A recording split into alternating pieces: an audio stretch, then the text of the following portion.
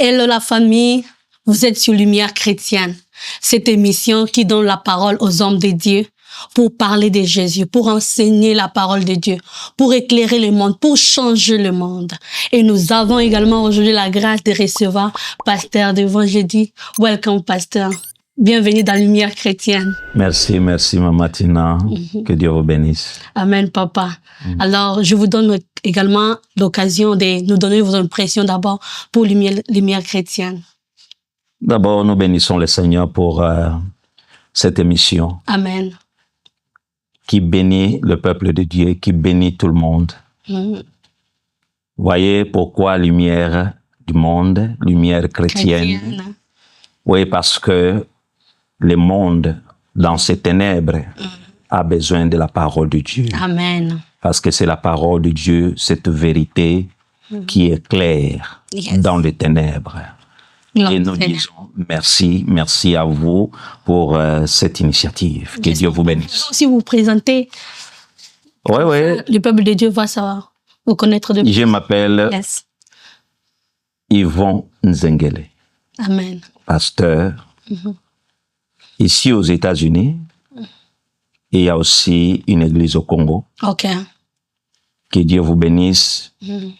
Si vous nous suivez à partir du Congo, que Dieu vous bénisse. Je bénis aussi Morija Alliance Church ici aux États-Unis à Gainesville. Que Dieu vous bénisse, sans oublier ma famille, ma femme, mes enfants, tant biologiques et spirituels. Que Dieu vous bénisse. Alors, mes bien-aimés, le Seigneur vous bénisse aussi également. Avec Pasteur, nous allons partager sur comment avoir de vraies amitiés solides en tant que chrétien, Pasteur. Pouvez-vous nous donner une introduction par rapport à ce sujet d'abord, avant de commencer à poser des questions? Oui, l'introduction, c'est un thème très capital pour la vie, Maman Tina. Amen. Vous savez, l'amitié existe et elle peut exister partout, mais la vraie, elle est rare. Amen. Elle est rare et c'est quelque chose qui ne doit pas être forcé, mais elle se crée dans le temps, la vérité. Et surtout, il faut apprécier et vérifier. C'est cela. Gloire au Seigneur. Et cela m'amène à vous poser la première question pour demander, Papa, qu'est-ce qu'une véritable amitié selon la Bible? Une véritable amitié, comme je l'ai dit. Vous savez, la vérité, ce n'est pas quelque chose de facile, parce que nous confondons des choses. L'apparence n'est pas vérité. Et la raison aussi n'est pas vérité. Alors, quelque chose de véritable est à rechercher. Ok. Trouver une personne qui sourit par gentillesse, parce que votre gentillesse peut attirer. Ok. La richesse peut aussi attirer. Voyez, Dieu peut te bénir, tu trouves des gens tout autour de toi. Cela ne dit pas nécessairement qu'ils sont amis. Ok. Parce que les gens peuvent nous entourer, mais qui ne sont pas nécessairement des noms. Mais c'est le profit qui les attire. Mais pour le comprendre, il faut vérifier peut-être devant certaines situations. Parce que vous savez, c'est au travers des circonstances que nous arrivons à découvrir qui est qui auprès de moi. Auprès de moi. Voilà. Donc, il faut aller chercher. Il faut vérifier. Il faut le temps, la patience et non la précipitation. Non la précipitation. Voilà. Ok. Cela m'amène également de vous poser la question, Papa. Là, je pose ça en tant qu'Africain. En tant qu'Africain que nous sommes, est-ce qu'un chrétien peut aller vers un autre chrétien pour lui demander d'être son ami? Il faut d'abord être chrétien. Ce n'est pas les noms qu'on porte. Ok, ça c'est vrai. Parce que nous devons lutter avec ça. On est chrétien, non pas parce qu'on s'est dit chrétien. OK. Mais être chrétien, c'est le résultat d'un vécu, D'une vie, quoi. d'une conduite que d'autres apprécient, OK. témoignent, et ce qui fait de vous chrétien. Chrétien. Alors, en tant que chrétien, recherchez l'amitié. Je vous ai dit, l'amitié, elle se crée. OK. C'est âme et âme. Quand vous vérifiez dans la parole de Dieu, dans OK. 1 Samuel 18, 1, l'âme de David qui s'attacha à l'âme de Jonathan. Ça, c'est de 1. OK. Vous voyez, même Moïse, j'ai toujours aimé cet extrait biblique. Quand Dieu appelle Moïse, il lui dit, voilà, Aaron, ton frère, vient devant toi, et quand il te verra, il se réjouira. Il se réjouira. Voilà. Ça dit, c'est automatique. D'autres l'appellent âme sœur. On ne cherche pas les amitiés, mais elles se créent par elles-mêmes dans le temps. Et c'est Dieu qui peut le faire devant vous, attirer. Attirer les gens. Parce que quand on veut aller chercher, on peut tomber sur l'apparence ou l'étiquette des soi-disant chrétiens. Chrétien. Yes. Voilà. Ça, c'est vrai, papa. Je suis tellement d'accord avec vous qu'il faut donner du temps dans des relations, enfin d'en tirer des conséquences, de voir que cette personne ici, c'est pas seulement parce qu'il s'appelle chrétien. C'est parce que je vis ses comportements, ses manières de vivre m'attirent ou bien m'amènent à vouloir avoir cette relation d'amitié avec la personne là. Et c'est ça, Mais est-ce que c'est important de définir des relations là? Pour arriver au point de dire que, OK, toi, je vois que ton comportement, mon comportement, ça va. Est-ce qu'il faut qu'on définisse cette relation, s'asseoir et puis définir? Oui, ça fait partie d'abord des esprits grands. Amen.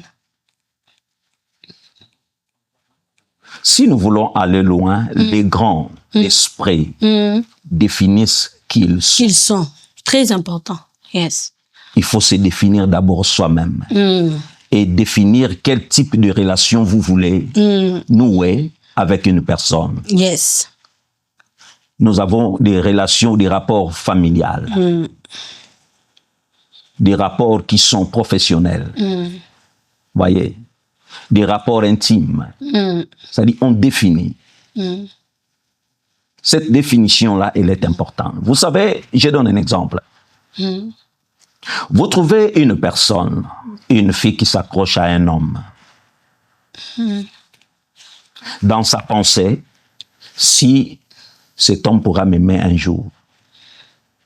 Mais tandis que dans la pensée de cet homme, ce garçon, il ne raisonne pas comme la fille raisonne. OK. La finalité serait quoi? C'est la déception. Yes. Ça, c'est vrai. Parce qu'on n'a pas pu définir quel type de relation on veut. On veut alors. Okay. Donc, ce préalable-là est important. Voilà. OK. Wow. Je suis béni, papa. Merci beaucoup pour cette réponse. Alors, une autre question ici, papa. Dieu nous appelle-t-il d'avoir beaucoup d'amis ou quelques amis seulement de qualité? La Bible l'interdit. OK. Celui qui a beaucoup d'amis les a pour son malheur. OK. Celui qui a trahi Jésus à Gethsemane, lorsque Judas est arrivé par un baiser, et quelle a été la réponse du Christ? Ami, fais ce que tu veux faire. Wow. Voyez, tu ne connais pas le jour où un ami devient ennemi. Tu ne connais pas. Alors, les esprits grands, comme j'avais dit, vous ne pouvez pas avoir beaucoup d'amis. Non. Alors, comment on peut bâtir de bonnes amitiés sur de bonnes valeurs? Comment bâtir une amitié sur de bonnes valeurs? Les valeurs, la plus grande valeur que nous avons, universellement sur la Bible. OK. C'est ça notre valeur. OK. La parole. Une amitié se construit sur la vérité. C'est la vérité. Et la vérité incarnée par Christ et sa parole. S'il faut aller un peu au-delà de la foi, il y a des personnes que vous pouvez croiser sur votre chemin qui n'ont pas nécessairement la foi que vous avez. OK. Je donne un exemple. Quand Dieu a élevé Joseph, Pharaon n'avait pas la foi des Hébreux. Non, non, pas du tout. Lorsqu'il a béni Esther avec Assyrus, Assyrus c'est perse, tandis qu'Esther juive. Ça, c'est vrai. Mais le socle ou l'élément central, il y a des normes de vie qu'on doit respecter. OK. Voyez, OK. la vérité, les normes de vie, les valeurs universelles, OK. ça peut construire Une relation. une relation, une amitié. OK. Voilà. Des valeurs chrétiennes. Oh, papa, j'aimerais bien comprendre. Je sais que je suis tellement bénie. Je sais que vous êtes aussi béni. Donc, moi, j'aimerais bien comprendre là, papa. Donc, en tant que chrétien, je peux avoir une amie qui n'est pas nécessairement chrétien. Mais s'il a des valeurs, de bonnes valeurs dans la société, je peux quand même être ami avec cette personne-là, aussi longtemps que nous partageons de bonnes valeurs. C'est là, Oui, ce que je comprends, non? avec une certaine limite. Avec une certaine limite. Oui, OK. une certaine limite. Uh-huh. Parce que nous ne devons pas... nous sommes dans le monde. Tous, nous sortons du monde païen. OK. Ça, c'est vrai. Tu travailles séculièrement dans votre société, votre compagnie. Vous avez des personnes, vous avez des collègues aussi avec qui vous partagez. C'est vrai. Les gens qui nous apportent du bien ne sont pas nécessairement chrétiens. Pas du tout. Ça, c'est vrai. C'est ce que je dis. En tant qu'enfant de Dieu, dire que tu ne peux pas. Ah non. D'abord, il y a l'humanité. Avant, on devient chrétien. Voyez, parce que nous avions reçu Christ. Christ en nos vies, hein. Mais nous sommes dans une société où il y a l'humanité. Et dans l'humanité, je peux avoir un papa pour me conseiller. Je peux avoir une maman pour me conseiller aussi. Parce que nous avons vu aussi certaines mamans sages pour vous conseiller dans votre foyer avec l'expérience. Mais je dis bien avec une certaine limite lorsque vous êtes avec un païen. Gloire à Dieu, très important. Ces limites-là doivent être là. Ouais. Alors, mon papa, comment éviter les trahisons et les déceptions en amitié? Il y a... Ah, ça fait mal. Oui, ça fait très mal. Ça fait très, très, très mal. Oui, ça fait très mal, maman Tina, parce que nous sommes dans le monde, une humanité déchue, mais récupérée par la foi, Alléluia. où les faiblesses existent encore. Il faut d'abord contrôler votre langage lorsque vous êtes ami à quelqu'un, le langage en privé, en public. C'est que moi j'ai toujours appelé le face A et le face B. Voyez, votre face A et votre face B doivent être identiques. Sinon, il y a ce qu'on appelle la duplicité. Vous n'avez pas le même langage. Voyez, il y a la notion de profit. Parce qu'il y a certaines personnes qui sont avec vous, vous êtes avec votre ami, vous dites « je suis ami ». Mais lorsque l'autre personne qui se présente plus friquée, plus aisée que votre premier ami, vous vous accrochez à l'autre. Voyez, vous l'abandonnez parce vous abandonnez l'autre parce qu'il n'a rien. Il n'a rien du tout. Ce sont des choses qui blessent. C'est ça la trahison. Ça fait très mal, yes. C'est ça la trahison. De positionnement. Je donne encore un autre exemple. Vous êtes harcelé par des ennemis. Mais vous voyez que votre ami qui côtoie ses ennemis. Même Judas, l'aboutissement même de la trahison avec Judas, ce n'était pas le même jour. Il côtoyait tous les jours les sacrificateurs. Voyez un peu.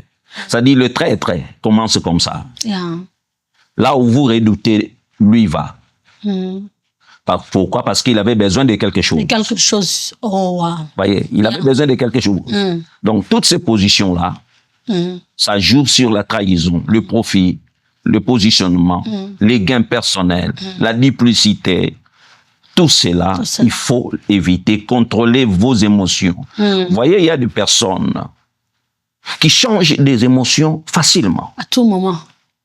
Il peut sourire à midi. Moindre problème comme ça, il se fâche à 15 heures.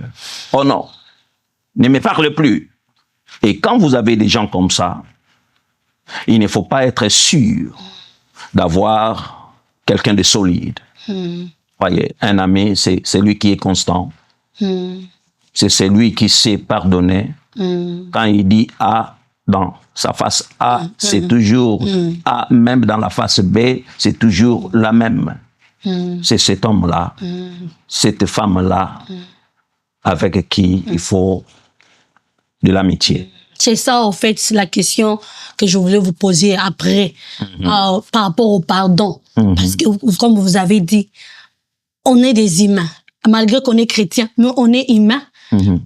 D'une manière ou d'une autre, consciemment ou inconsciemment. On peut blesser notre ami, on peut lui dire quelque chose. On croyait bien faire et ça lui a fait du mal. Et quelle est la place du pardon en ce moment-là, dans les amitiés, papa? Le pardon restaure. Ok. Je veux que nous puissions réfléchir sur les deux dimensions du pardon. Yes. Le pardon a la dimension spirituelle. Et deuxième, le pardon dans sa dimension socio-juridique. Spirituellement, par un exemple,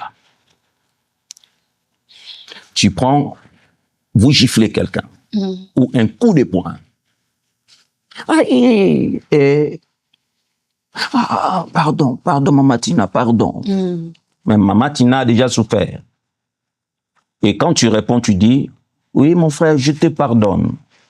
Spirituellement, c'est acquis.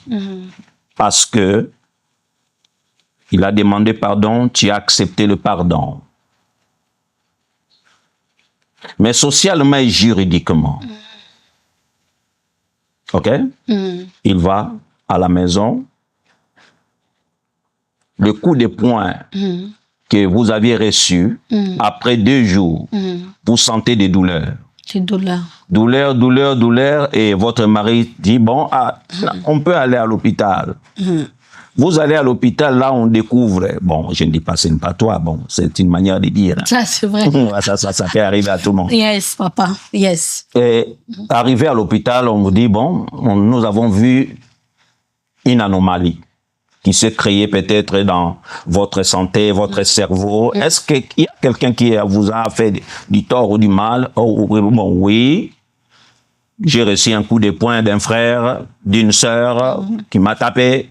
Vous voyez? Spirituellement, vous avez résolu, mais socialement et juridiquement, il y a des conséquences. Oui, votre maman est à l'hôpital. Les enfants maintenant qui restent seuls à la maison. C'est-à-dire, nous devons évaluer. Le pardon existe, mais il faut apprendre à évaluer le dégât d'après. Voyez. Sinon, nous allons nous laisser croire que dire à quelqu'un, pardonne-moi ma sœur, pardonne-moi mon frère, cela suffit. On peut se dire, mais il peut y avoir des dégâts. Et lorsque vous allez, par exemple, chez les juges, on vous dit, il faut l'arrêter. Oh, wow. Ah, là, c'est l'aspect juridique. Ça, c'est notre aspect, là. Voilà. Yeah. Donc, en un mot, il faut évaluer tout ce que nous faisons à l'égard des gens. Voilà. Yeah. Mais est-ce qu'il y a aussi la place de la volonté de Dieu dans nos amitiés? Parce que, oui, toi et moi, je vois que nos comportements, nos caractères, avec les temps, j'ai senti que vraiment, c'était bon. Mais est-ce qu'il y a la place de la volonté de Dieu? Est-ce que je dois aller vers Dieu pour demander, est-ce que cette amitié ici est dans ta volonté, Seigneur? Oui. C'est très important de faire ça. La dimension divine dans une amitié existe aussi parce que c'est Dieu qui sonde les cœurs et les reins. OK. Nous pouvons nous laisser attirer par l'apparence. Parce qu'il y a toujours des caractères qui se cachent, OK. qui ne peut être révélés que dans le temps. Alors Dieu peut anticiper pour te dire que oui, tu as approché telle personne comme amie, mais moi je vois autrement. Alors quand l'amitié est brisée, comment on peut se remettre de cette amitié-là qui est brisée? Il faut toujours aller par la procédure initiale. OK. La procédure initiale, comme je dis et répète, tu peux pardonner, mais ne pas dire directement, parce qu'il faut d'abord définir quels sont les signes pour un ami. OK. Là, c'est important. Très important, yeah. Par exemple, une personne qui est entrée dans la profondeur de votre vie, il vous a trahi, et après le pardon, facilement on va se remettre. Il faut voir quel type de dégâts a-t-il causé. Si vous sentez que c'est dangereux, je te pardonne, mais allons mollo par après. OK. Ce n'est pas retourner encore comme on était avant, parce qu'il y a des gens aussi, vous pouvez penser retourner, mais il vient pour vous achever.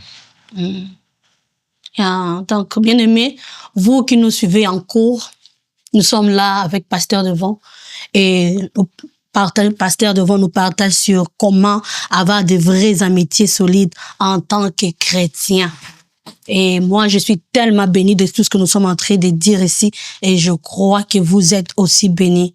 Papa, il y a une autre question encore ici. Alors, la question serait de savoir si les amitiés en cours de route, laisse-moi formuler ça comme ça, en cours de route, nos amitiés s'éloignent, nous éloignons l'un l'autre.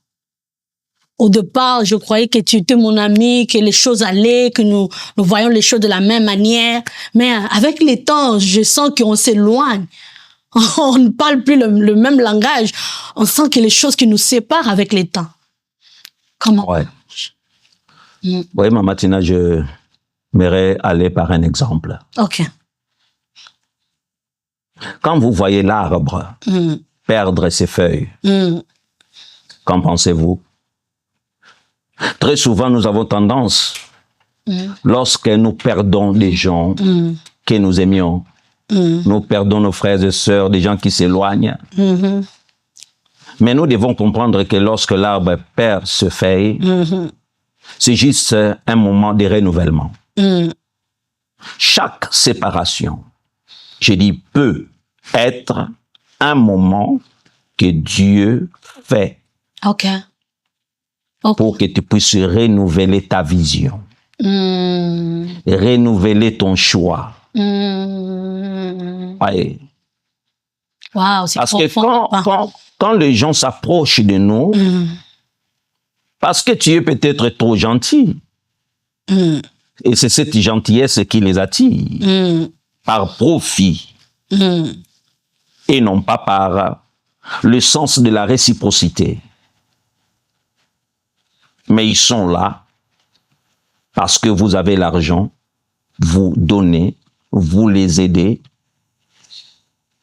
Ils sont là tout autour de vous, mais ils ne sont pas réellement avec vous. Alors, il y a parfois des choses que Dieu crée, des circonstances, des événements difficiles, comme un vent qui va souffler. Et quand vous voyez les gens se disperser, les bons restent et les mauvais partent. Tu dis en train de sélectionner quoi? C'est une forme de sélection qu'il faut toujours accepter. Et l'arbre, quand l'arbre perd, et la saison qui arrive, vous verrez encore des feuilles sortir. Des fois, ça fait mal, papa. Il faut supporter. Ça fait mal parce que des fois, on est habitué à cette personne-là. on se sent bien avec la personne. Des fois, on s'est déjà attaché à la personne. Ça fait très mal. Oui, ça fait mal parce que humainement, l'homme est un être social. Nous aimons vivre ensemble, mais sauf que nous n'avons pas ces discernements profonds pour comprendre qui est qui réellement. Comme Dieu est souverain, il ne peut pas te laisser dans l'embarras et être entouré de mauvais. Voilà. Par au Seigneur Jésus. Waouh. C'est tellement, tellement, tellement enrichissant ce que nous sommes en train de dire ici. Merci beaucoup, papa. C'est tellement, tellement bénissant tout ce que nous sommes en train de dire ici. Alors, il y a une autre question ici, papa. Comment être un bon ami selon la volonté de Dieu?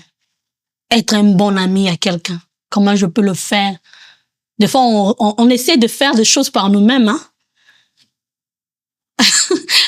Je vais t'acheter des cadeaux.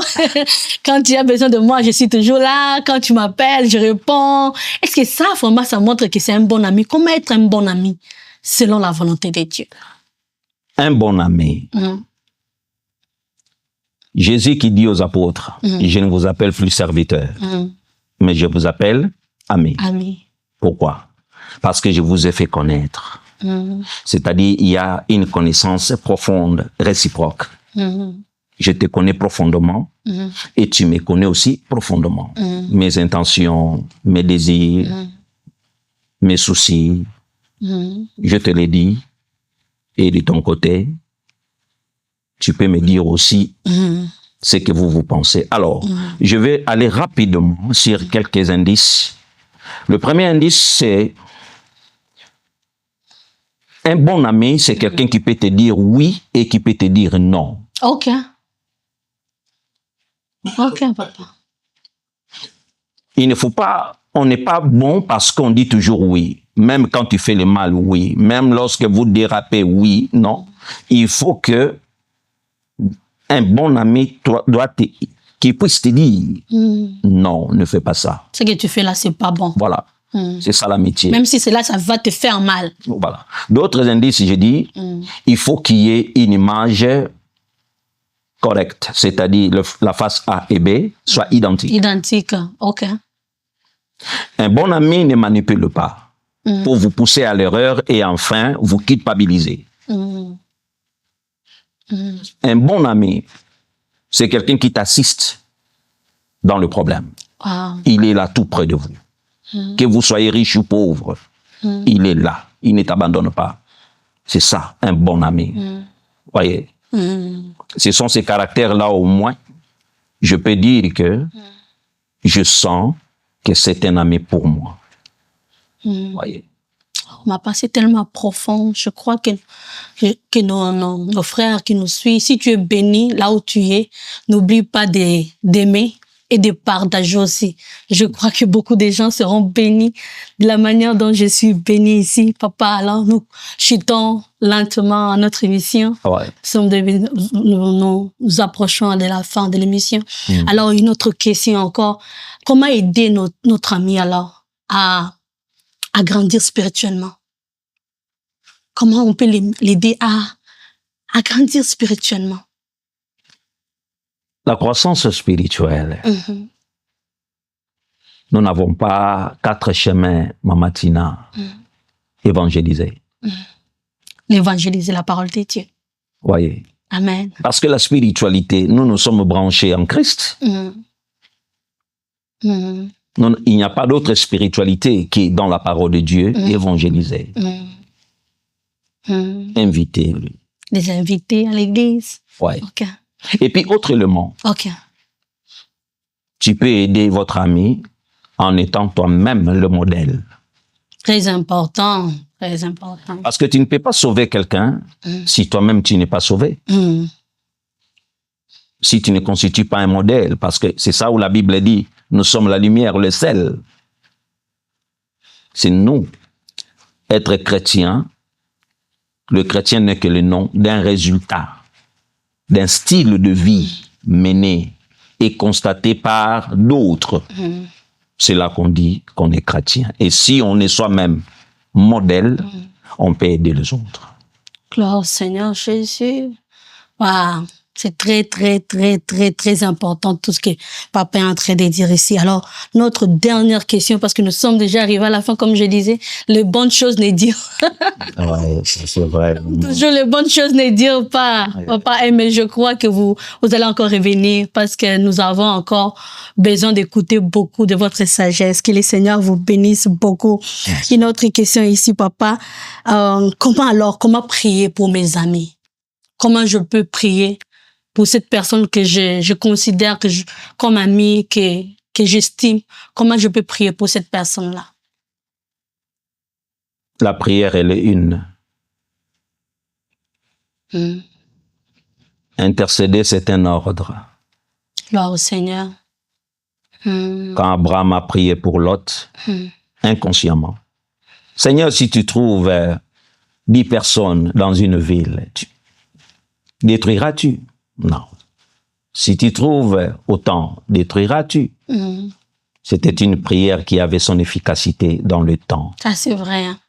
Cite le nom de votre ami, prie pour lui, et sois aussi avec lui. Pousse-lui à prier aussi avec vous, car il est dit, si 2 ou 3 sont réunis en moi. Voyez, par la prière, Dieu a toujours fait quelque chose. Il n'y a pas autre chose qu'intercéder, comme la Bible nous dit. Nous devons intercéder pour les autres. Alléluia. Amen. Ah, Papa pouvait prier alors. Prier pour ces personnes-là qui se sont retrouvées dans tout ce que nous avons dit là.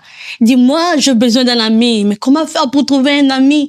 Ou j'ai des amis que je suis en train d'estimer. Je vais les garder dans ma vie. Je veux pas que par mes erreurs, ma façon de faire les choses qui s'éloignent de moi. Est-ce que vous pouvez prier pour toutes ces personnes-là qui ont besoin de la prière? Oui, merci Maman Tina, je m'adresse directement à ceux qui nous suivent dans cette émission. Vous voulez un ami, mon frère, ma sœur? Ne vous précipitez pas. Ça, c'est vrai. Laissez l'amitié arriver en son temps, comme Dieu l'a prévu. Être heureux, ce n'est pas le nombre d'amis que vous avez, mais c'est la qualité d'un ami que vous avez eu sur votre chemin. Je prie, même dans ma parole, je déclare que l'amitié que vous pouvez croiser dans votre vie, croise vos valeurs, croise votre vision, apporte un plus Amen. dans ce que vous pensez dans votre destin. Amen. Et vous en avez, Dieu l'a déjà prévu pour vous, et vous trouverez cette personne-là devant vous par la providence divine au nom de Jésus. Au nom de Jésus-Christ. Que Dieu vous bénisse. Amen. Merci beaucoup, pasteur. Merci beaucoup. Que le Seigneur vous rende au centuple. Merci beaucoup. Merci, Maman Alors, Tina. je vous dis merci à vous tous qui nous avez suivis. Nous allons nous retrouver dans une autre émission. En attendant, que le Seigneur vous bénisse et que vous soyez toujours relevés au nom de Jésus-Christ. Nous vous disons bye. Bye. Bye. Que Dieu vous bénisse.